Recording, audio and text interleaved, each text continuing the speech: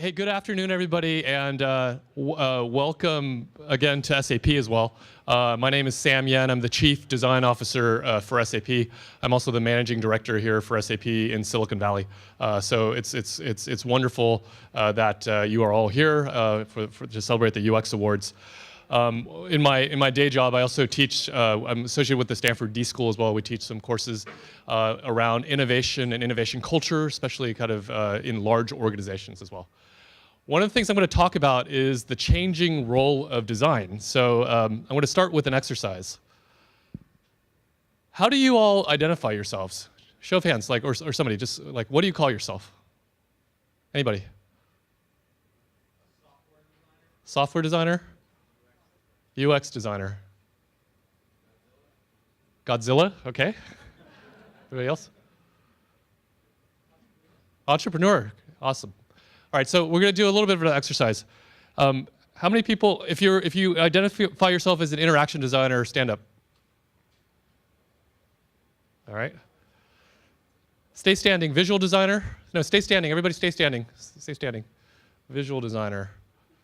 Okay. Motion designer. Nobody. Researcher. Yeah. Information architect. Copywriter. Yeah. What did I miss? The people are still seated. What did I miss? Father? Okay. I should have said from a professional craft perspective, but UX design? Okay. Okay. Okay, you can have a seat. I was having a debate. The University of San Diego, there's something called Design Forward, which is a new design conference in San Diego, and Don and the design lab in San Diego started that last year, I think. And there was this debate in terms of what is the future of user experience? Is user experience the craft of user experience?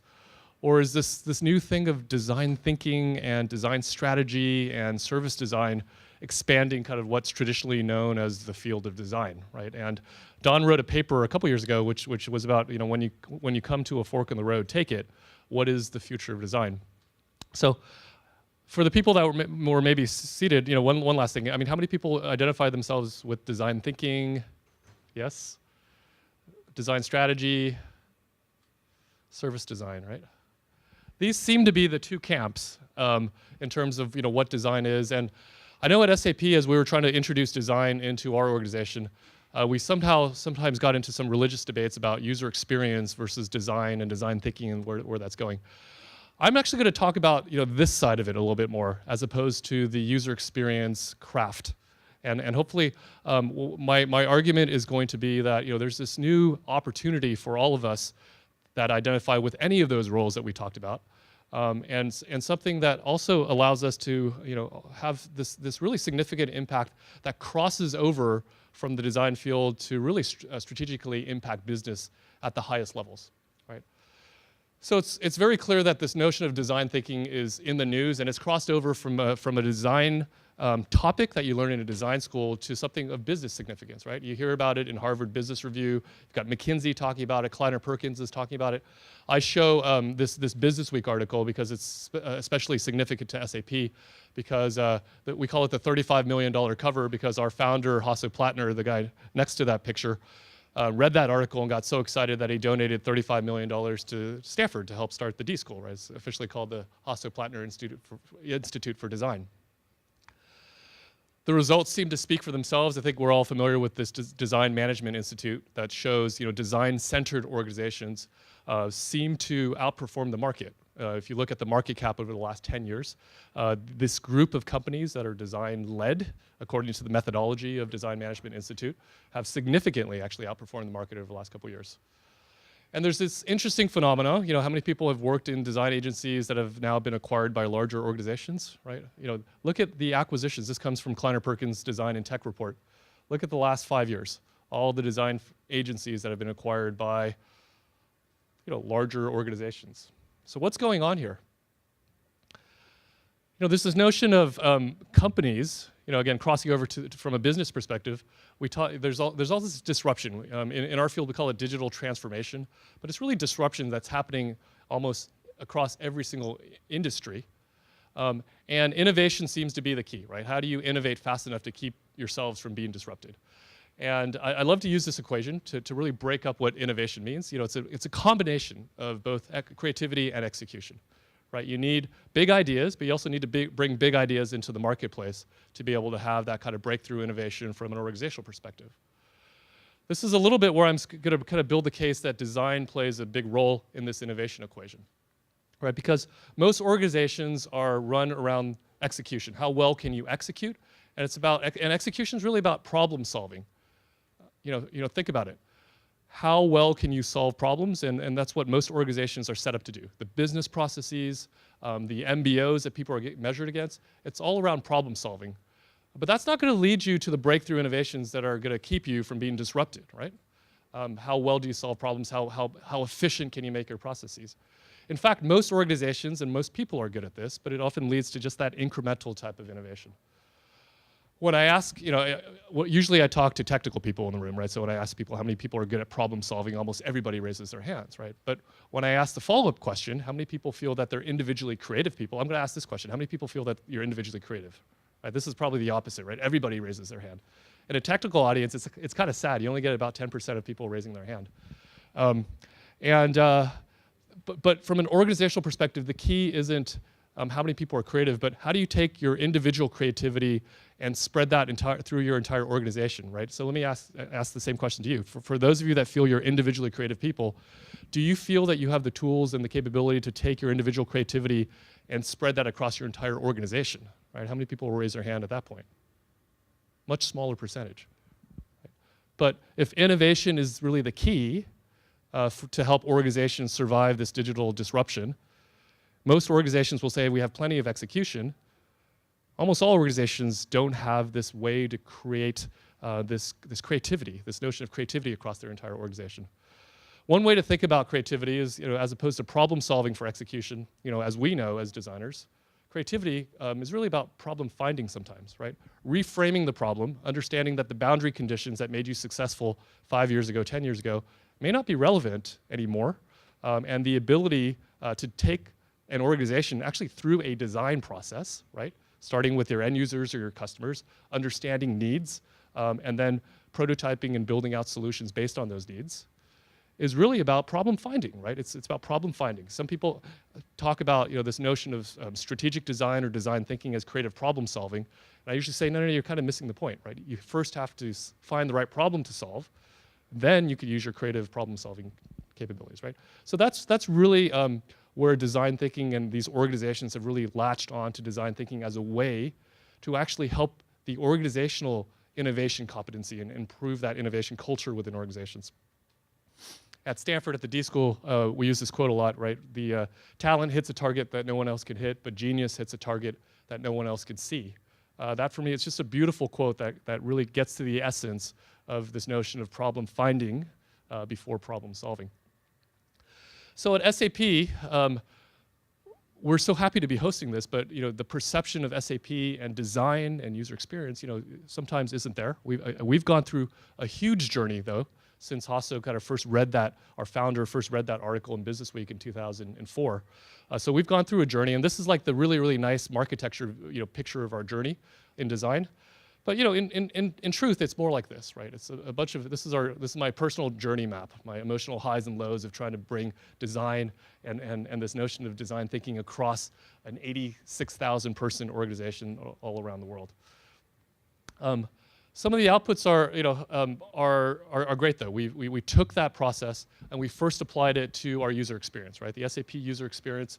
Most people still use the user experience that was designed and implemented in 1992. Believe it or not, it's been 25 years. So over the last 4 or 5 years, we've completely revamped the user experience, and we brought first we had to bring that culture of why design actually matters to a company like SAP, and from that actually use the methodologies and change the user experience itself, right? And I think for those of you that have seen the old SAP user experience versus this, there's dramatic differences, and we've actually been really kind of blessed and honored to win a bunch of design awards for our work in design. The second thing that we've been able to do is we've been able to use design and more specifically this notion of design thinking to co-innovate with our customers in terms of our next generation products, right? So this is now our methodology for everything that we do from a product perspective. All these big products that get sold across 300,000 companies around the world, we do in co-innovation together with the design methodology. The next thing which is really interesting is it's not just the products and the experience from these products that our customers care about now, but again, this notion of crossing over from design in a design discipline to design as corporate strategy, organizations are now looking at the journey of SAP, a 40-year-old German company, bringing a concept like design thinking across the entire organization and trying to figure out, hey, how do we do that? This is important for us as well. And although we may have, we may go to Silicon Valley, we may visit companies like Tesla and Airbnb and the disruptors in different industries, to be honest, most organizations aren't digital natives, right? They are organizations that have a certain culture, that have been successful doing things a certain way for a long time. And that transformation journey actually looks a lot more like a company like SAP, right? It's a big challenge. So this notion of culture of innovation is actually something that those of us that have practiced design and design thinking and brought it to our craft it's actually something that organizations need at the most strategic levels. In fact, here's a Forbes survey, right? 72% of global CEOs feel that the next 3 years are going to be more critical to their company and their industry than the past 50 years.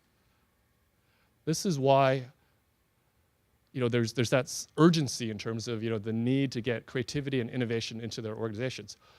By the way, only 5% of these CEOs feel that their organizations are ready for this challenge, right? And it's not just because of the technology, it's because of this innovation mindset. And how do they get their organizations that haven't gone through a design school, that don't have that kind of training, to really think differently and to bring that kind of culture in, to balance that innovation equation that I was talking about earlier. So my question is, can designers be the heroes of these organizations? Can we be the heroes of our organizations? Not just in user experience design, but ultimately in defining the corporate success of the next 3 years. The next 3 years are going to be more critical than the past 50 years. What's the answer? Yes? No? People feel confident about that? I'm going to show a little bit of an analogy, just to kind of just to go through. Just to go through the struggle that companies are going through right now, I'm going to use the hero's journey, right? Joseph Campbell talks about the hero of many faces and the typical hero's journey. Companies also have to kind of go through this hero's journey, but I'm going to tell a story in the sense of trilogies, right? So think of your favorite hero in a trilogy, maybe somebody like Luke Skywalker, right? We've all seen Star Wars, right? And we all know kind of in the first movie, I know it's episode 4, but the first movie, our hero kind of has to go through the trials and tribulations of a hero to actually establish the ultimate fight between good and evil, and at the end of the first movie, actually saves a planet from being destroyed, right? The second act of a trilogy usually comes with some disruption, though, right? In this case, at the end of the second movie, Empire Strikes Back, everything that the hero achieved is now under question, right? What's going to be the state of the universe? Is it going to be good or evil that triumphs? It's a Hollywood story, right? So, in Return of the Jedi, of course, everything is restored into order. Are there any sports fans in the room as well? Any basketball fans? We're in Warriors territory, right? So trilogies also happens in sports, right? We've got our hero, our local hero, Steph Curry. This is the evil empire in the basketball sense of the word. But again, last year, three games in a row with some new players and stuff, we were able to kind of restore order to the basketball universe. This also happens in companies, right? Here's the SAP trilogy story. These were our founders back in 1972. And based on their success, really from 1972 until very recently, SAP has been the leader in enterprise software for the last almost 40 years. Our Empire Strikes Back was the move to the cloud. There was a big disruption, and that just changed the game. It changed the business model, changed the delivery, changed all kinds of experiences not just from a user experience perspective, but from a delivery experience, a service experience, and all of that stuff. And between episodes 2 and 3 in SAP's history, it wasn't very clear what was going to happen. Look at our stock price. But here's what we were able to do over the last couple of years to change the game, right? We had organic innovation, lots of M&As, restructuring, agility, running simple. But look at culture of innovation and the role of design in that, right? This isn't a slide that I created. This is a slide created by our corporate strategy group in telling the SAP turnaround story, right? This is the role design played in helping SAP do this over the last couple of years, right? So there's this whole, and I'm going to end early because I want to hopefully this will spur some conversation as well. I was fortunate enough to be named the Chief Design Officer for SAP in 2014.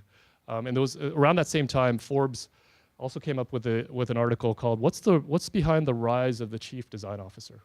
Right. So it wasn't just SAP, but there's numbers of organizations now that have created this notion of a Chief Design Officer, and the Chief Design Officer isn't again just a user experience design officer, but it's really taking the practice of design, this notion that ultimately an organization is there to serve our customers and our end users, and if you have a design-centered way to do that, chances are your services or your products are going to be much better in the marketplace, right? What's the opportunity for all of us to take our practice and move in this direction and take the things that you learn and the things that you have taken from a craft perspective and take it to the most strategic levels of your organization, right? People know Jim Hackett, right? He was head of Steelcase and most recently now the CEO of Ford Motor Company. Right? So this is possible, right? This movement is happening, and we're part of this right now. So it goes back to kind of Don's original question, when you come to a fork in the road, which one do you want to take? That's all I had to say from a content perspective, but I did want to take, I think we have a couple more minutes. I did want to maybe get your thoughts in terms of those of you that are in the UX craft that identified yourselves as interaction designers or researchers, visual designers, things that have been traditionally associated with UX craft. And I wanted to ask a question, right? How do you see the skills that you bring to the table, and how can you elevate that to actually help your company be successful in the digital transformation? Thank you very much.